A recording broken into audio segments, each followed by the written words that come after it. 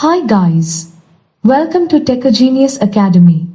We are de-industry-led training providers for those who wants to build their career in data science, analysis, IoT, device driver, embedded Linux and many more. Please do like, share and subscribe to our channel.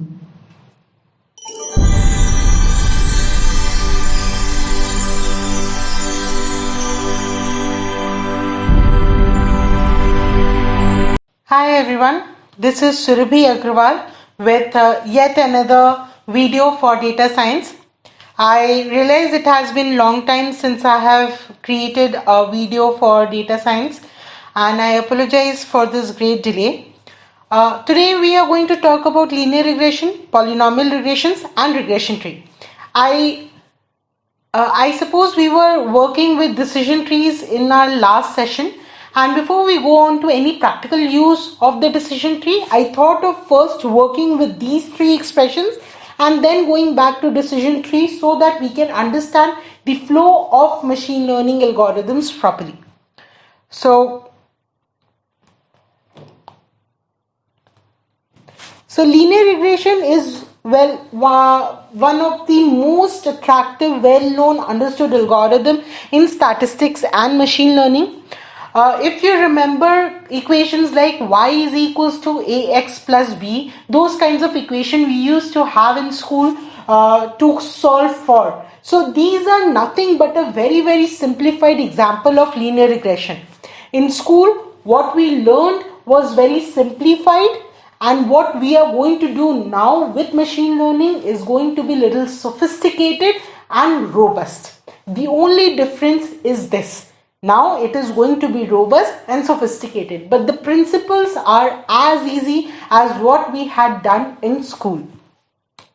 So this is the simplest form of a linear regression. Y is equals to b naught plus b1 into x. When we try to express this equation in more than one x term, that means I would try to get the value of y, which is called the target variable or dependent variable, with more than one term of x. X is nothing but independent variable. Then it is called a multiple linear regression, which we use the most in our day-to-day life. Now let me just explain you each and everything with an example and with proper explanation. Now y is nothing but target variable or the dependent variable. This is the variable that we often predict for. Now since we have got an output, we understand that it is a supervised learning. That is very clear. And if you want to understand about supervised and unsupervised learning, then I would like you to refer to the first few videos of data science playlist into my channel, where you can get the clear concepts of what supervised learning is. Now, x1, x2, x3 till xn are called independent variables. In real life, these are the variables for which we know the data for. And using these variables, we need to predict what will be the outcome in future. For example, a very simple example that I like to cite everywhere I go. Suppose as a statistician, as an analyst, I go to KFC's owner or McDonald's owner or Domino's owners, as per your choice, and then they ask me to predict the sales of probably next Christmas based on few factors that they have already seen in past. Then what do I do over here? Since I need to predict the sales for next Christmas, I know that there will be a surge in demand because of festive season. So what I try to do, I try to get the data for last few years with including festive seasons, like I may have Christmas, Easter, Diwali, Holi, and all these festivals I'll combine together, and I'll try to find out what were the trends in their sale. This is about the y term, where I have to examine the y term. Now with x terms, now what can be my x term in this particular scenario? My x term can be the raw material, the number of raw materials, the number of menu items on the board that would be there at that time, the number of drinks that we have, any discount that we give, how many outlets we have in a particular area, and so on. What is the competition, what is the sales of the competition, and there are so many attributes that we can look into. And trust me, I'm planning to have few sessions wherein I will try to completely solve one industry problem properly, to give you very very hands-on experiences to how a business, how an industry approach a problem. So we'll look at it later at that time, but this is just a glimpse as to what are those KPIs that we would be looking at. Now KPI is nothing but key performance indicator. Okay, in this case, to determine sales we need key performing indicators in the form of X1, X2 and so on. Now what are these B1, B2, B3, B0 and so on? B1, B2, B3 till Bn are called coefficients for all these independent variables. Now suppose if you have got a B1 value as negative and B2 value as positive. Just try to imagine, when my B1 is negative, that means my Y would increase when my X1 decreases, isn't it? If my X1 is suppose 2 and my B1 is around 2 again, so minus 2 into 2 is minus 4, and if B1 is not negative, it's positive, then with the increase in X1 my Y will also increase. So the sign of the coefficients can tell you about the relationship between dependent and independent variable. Many a times we also try to see the magnitude of the coefficients to understand the importance of variable, but it is something very very debatable as to whether we should do that or not, because the importance of the variable can also be measured by p-values, which is way more statistically significant. Now, so these are about simple regression, multiple regression, as to what we call each and every term and how do we represent a particular regression. It should be noted that if you have got 500 independent variables, then number of rows should be at least 5,000. In mathematical word, if we have 500 variables, then we can work out with 500 equations. But when we are working with statistics in real life, many a times the equations are not solvable. That's why we require a lot many records in our database to get the approximate result, to reduce the error and maximize the accuracy of the model. There are few assumptions that we take in while working with any linear regression, be it multiple, be it simple, be it polynomial that we will talk about a little later, be it any kind of regression. These are few assumptions that we take in. Linear relationship. This means what? X and Y has got a linear linear relationship, meaning that the increase in Y with the increase in X is constant. Okay. Multivariate normality. All the variables would be normally distributed. No or little multicollinearity, meaning that all the independent variables will not be dependent on each other. What do you mean by this? Suppose we need to predict weight, and the independent variables that we have is height and body mass. Now height and body mass are very very related to each other, isn't it? A very small child will have very less body mass and he has got less height, and then as he grows up the body mass also increases with the height, isn't?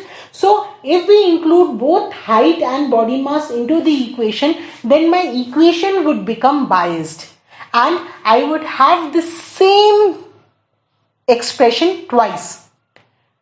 I hope this is clear. Meaning that I want to have only one of those expression into my final equation, such that my results are not biased towards any one value. There is no autocorrelation. Now, when we talk about collinearity, we meant the relation between two independent variables. Autocorrelation is nothing but relation between the same variable over different time.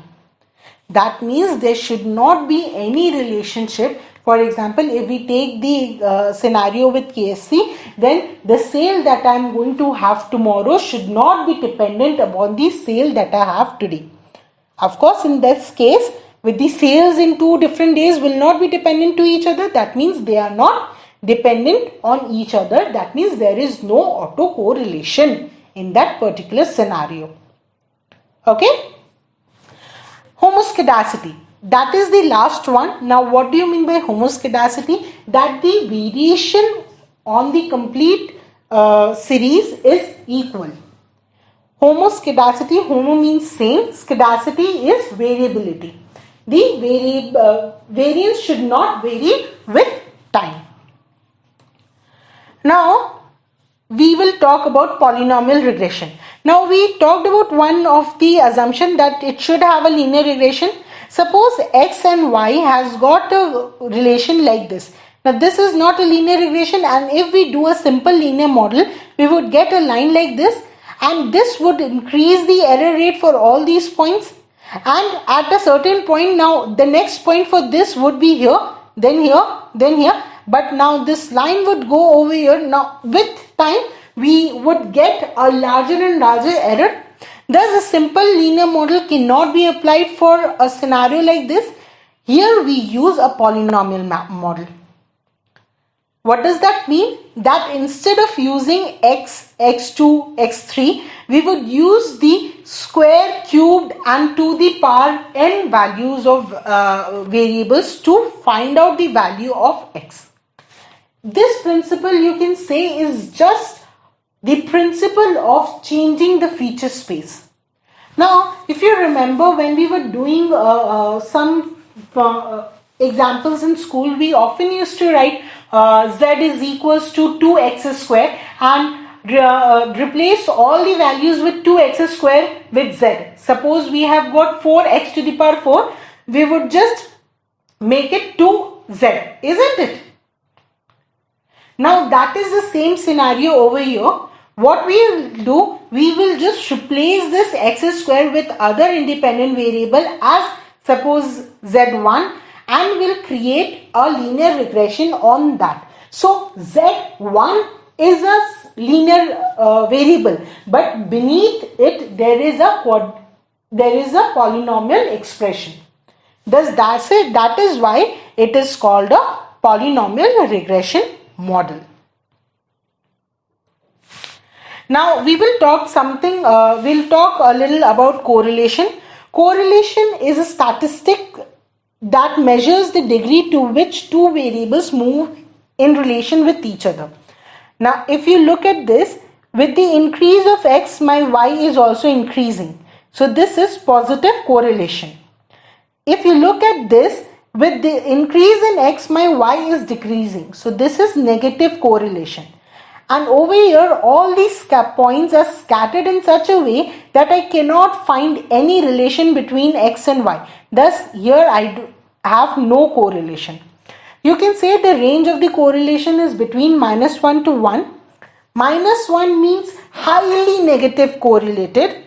+1 means highly positive correlated. And 0 means no correlation. Okay, mathematically we can express correlation by this term, and this correlation is very important when we try to do a linear regression or polynomial regression. What we need to do, we need to first understand the relationship between y and x, and then find out whether we need linear or polynomial. Now you may think that we may have more than one x-axis. Then what do? We would try to plot all the x values with y values and see the linearity between each of those x values. That means that if you have got 10 independent variable, then you would have 10 different charts that would have x-axis as one of the independent variable and y-axis as the dependent variable, and all the charts should show linear relationship to pass the linearity test of simple linear regression. Otherwise, if one of the attributes shows the polynomial relation, in that case, for that particular attribute, we would use polynomial regression, and all the other attributes would be simply to the power of 1. Now, if you look at different correlation values, so this one is strong positive correlation, this one is moderate positive correlation, this one is negative correlation, and this one is strong negative correlation. Let me tell you one thing, in a very ideal situation, you won't get a correlation more than 0.8. So you would have either minus 0.8 or plus 0.8, and that is considered to be a very strong positive correlation. When we say moderate positive correlation and moderate positive negative correlation, that means the absolute value of the correlation is ranging between 0.4 to 0.6. Okay. Now, in these all scenario, we can use linear regression. If we have got curvilinear relationship, then we can use polynomial regression. But what to do if we have something like this? For the scatter plot where we do not see any relationship, at that point, what do we do? Well, there is a particular scenario. At this moment, because we are talking about we are talking about regressions, for this particular data set, we can work with something called regression tree. We have many other algorithms that can also be worked upon, but right now we will stick to our scope of regression, and as time passes by, I'll talk about all those algorithms. Now, those algorithms are nothing but different way of specifying the same prediction. So, you can have different predictions using different algorithms, and you can choose the best one is suited for you. Now, what is regression tree? Regression tree is nothing but it's a tree that we built at top, and at the leaf there is a regression solved equation. With regression tree, we also have something called model tree. In model tree, the leaves would have a simple model. Now, in that case, that model can be anything. It can be a logistic regression. It can be linear regression. So, we'll talk about model tree little later. But with regression tree, what happens? Now, suppose we have got a data like this, okay, in which we have few independent variables, and we observe that one of the independent variable is gender. And if we divide this gender into two parts, we'll have about 60% of data for male, 40% data for female. And those data sets are now forming a linear relationship. Then we can't just stop our analysis at that point. What we do, we separate them into two parts using a regression tree, and at the end, we just create a solution to it. When we give at the end, at the leaf nodes, a model, that means it's a model tree, and if we try to give a particular value, then it's called a regression tree. I hope this makes sense, and in the next session we would try to work with practical knowledge as to how can we use linear regression, polynomial regression and regression tree, and what are the different scenarios, what are the different data sets on which we can use it, how do we work with correlation. All these things we would do in the next session.